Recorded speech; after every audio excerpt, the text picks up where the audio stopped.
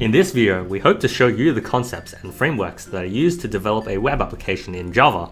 We'll walk you through setting up the development environment, creating a basic web application, and the conventional design pattern known as MVC.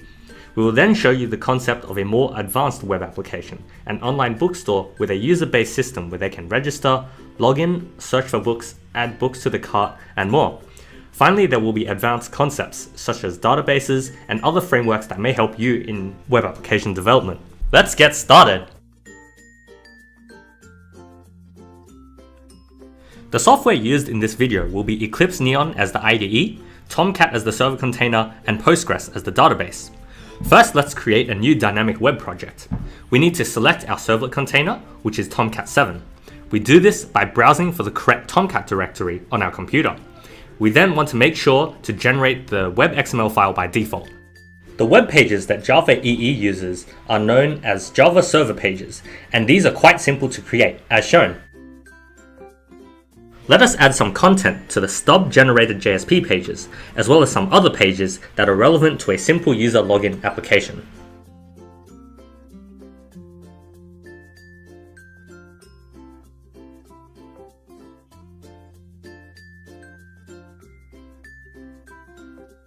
As with regular HTML files, we can also include other JSP files, useful for content that you may want to appear on every page.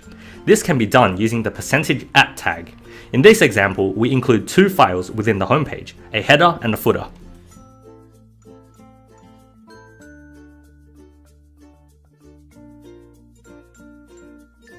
Early on, you may run into a 404 error when trying to access the application through its name.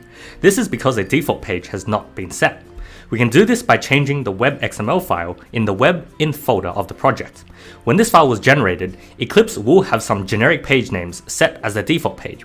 So, if we want home JSP to be our home page, we only need that in our welcome list.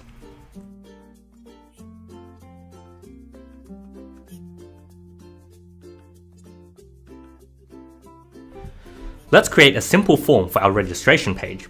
The action attribute specifies the page to call when submitting this form. In this case, we redirect to a confirmation page named User Creation JSP, where we will show the details of the new user. Note that this information is not yet stored on the application side. We are simply processing data based on parameters.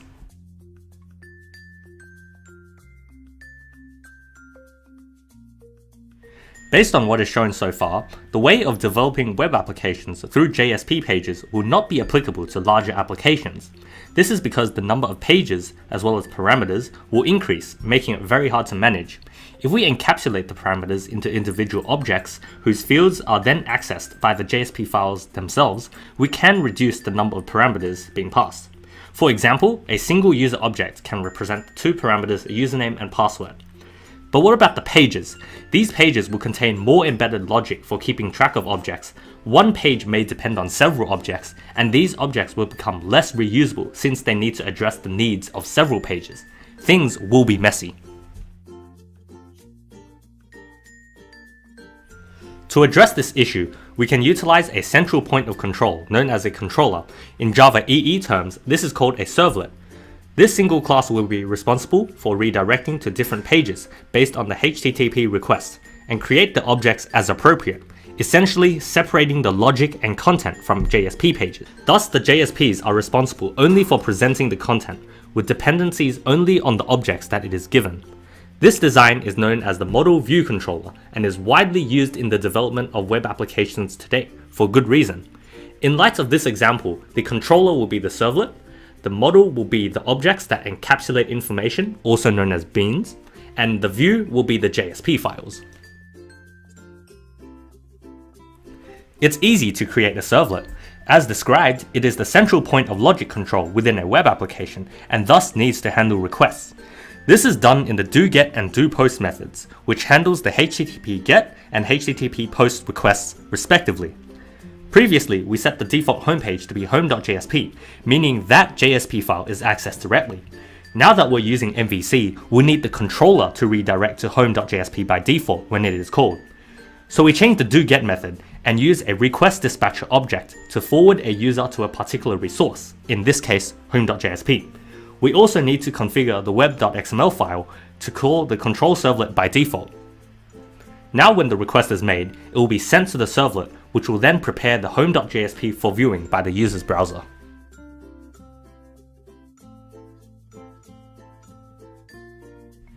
We'll also fix up the form on the registration page. When we submit, we'll be calling the servlet using the HTTP POST method of sending information. We also want to pass a hidden parameter called action to help the servlet distinguish that the user has sent a request to create a user. In the doPost method, assuming the action parameter is createUser, the servlet will recognize that the user needs to be created, and does it. Note that we encapsulate the user's detail in a user object. To allow the JSP file to use this object, we want to first bind the object to the request. Then we want to have the JSP useBean tag inside the JSP file, indicating that the variable named newUser is of the class user and the appropriate scope.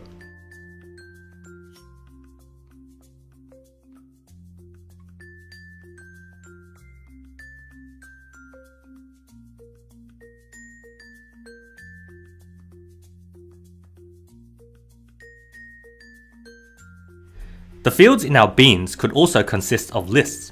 Let's implement an admin.jsp where we want to view a list of all the users in the system. We have a bean called users, which contains the entire list of users. We could access each element using array notation, however iteration would be much easier and cleaner. We can do this by using the JSP standard tag library. By default it's not included, so we need to import it ourselves, through the URI for the library as well as the jar file, which can be downloaded from the Maven repository.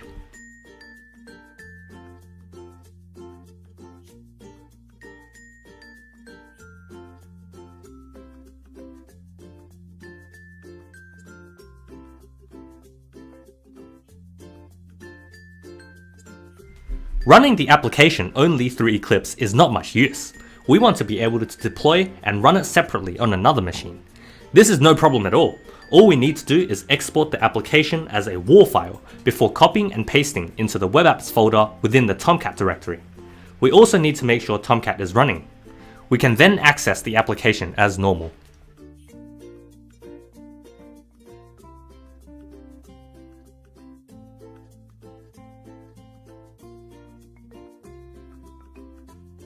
Let's examine some features of a working web application designed to be a digital bibliographic library.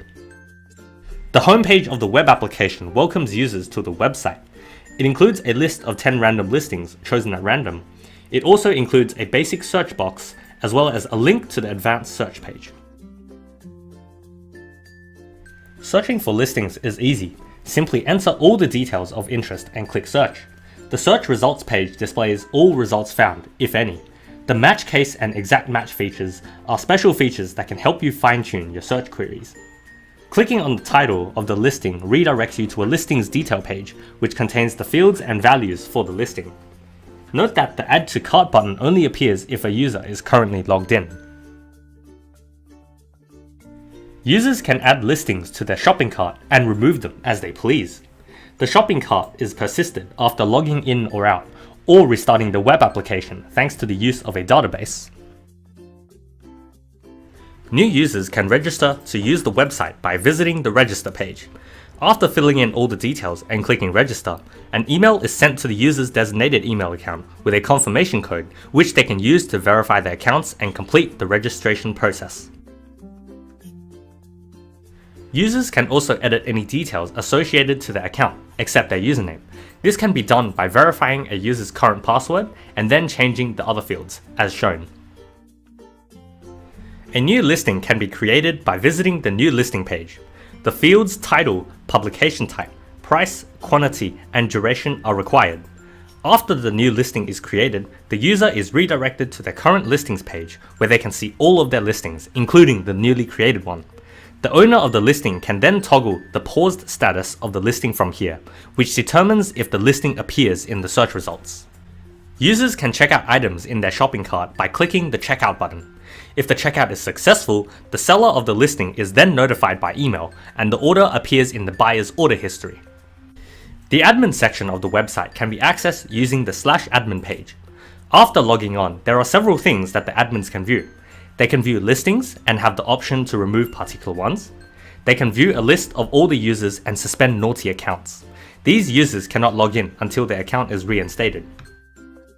They can view a user's order history, similar to how users can view their own order history, cart activity, which includes items that users have removed from their cart, and particular user details, such as username, credit card, and description.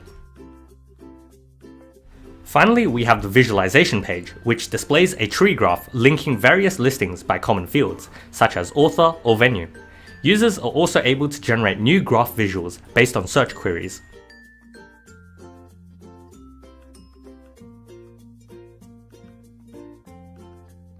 The users in our earlier example were created on the fly when the web application was initiated. What if we want to have them permanently stored, even when the web application halts? Or alternatively, what if we wanted to query publications in an efficient manner without manually checking each field in every publication? Databases are the answer. They are optimized to store, query, update, and manage large amounts of data. Postgres was the chosen database for the advanced web application due to its popularity and ability to deal with extremely large amounts of datasets. In Java EE, we use the Java Database Connectivity, JDBC. It is an application programming interface specifically for Java, which defines how the application can access a database. Postgres, along with other database brands, have their own implementations according to the JDBC standard. Thus, linking the database to Eclipse involves downloading and choosing the jar file as the database driver. Once the ping successful message pops up, you are now ready to utilize the database.